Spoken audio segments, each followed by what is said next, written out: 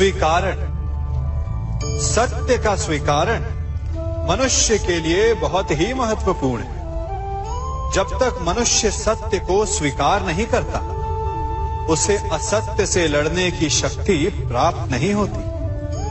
जब आपके पास जो पल है, उनका भरपूर सदुपयोग कीजिए, क्योंकि इस घड़ी को पलटकर आप फिर से समय अवश्य गिन सकते हैं, परंतु अपना बीता हुआ समय आप वापस नहीं लौटा पाएंगे।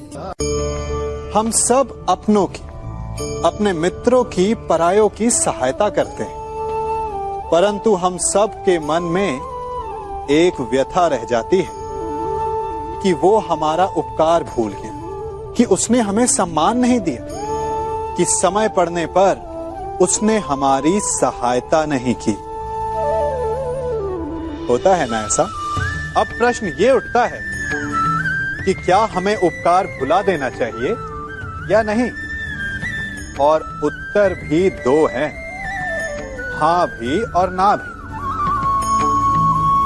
हमें दूसरों पर किए गए उपकार को भुला देना चाहिए, परंतु यदि किसी ने हम पर उपकार किया है तो उसे नहीं भुलाना चाहिए। यदि दूसरों पर किए उपकार भुला दिए तो अपेक्षा नहीं रहेगी। अपेक्षा नहीं रहेगी तो वो टूटेगी नहीं, मन कुंठित नहीं होगा, और स्वयं पर किए गए उपकार को स्मरण रखा तो उसे चुकाने के लिए सदा तत्पर रहेंगे, उपकार करने वाले के कृतज्ञ रहेंगे, तब भी मन प्रसन्न रहेगा।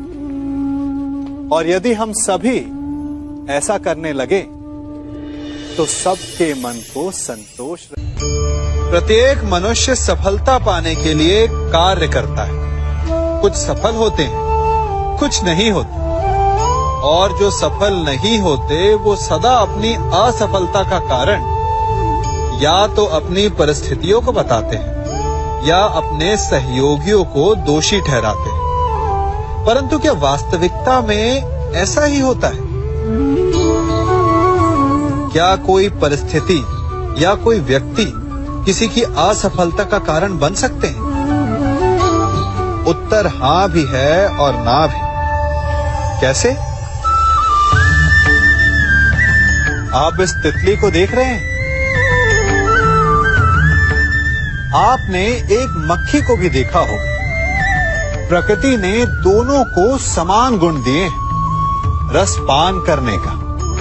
एक तितली फूलों पर जाकर उसका रस लेती और इस अवस्था में नए फूल खिलने की व्यवस्था भी करती है, और मक्खी घाव पर बैठती है, घाव को सड़ाती है और रोग भी फैलाती है।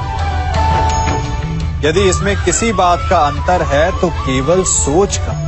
यदि आप उचित मार्ग चुनेंगे तो आपको सफलता मिलेगी, आप में उत्साह बढ़ेगा, और यदि आप अनुचित मार्ग चुनेंगे तो आपको असफलता मिलेगी, निराशा मिलेगी। अब उचित मार्ग चुनना है या अनुचित मार्ग, ये निर्णय तो आप पर निर्भर करता है।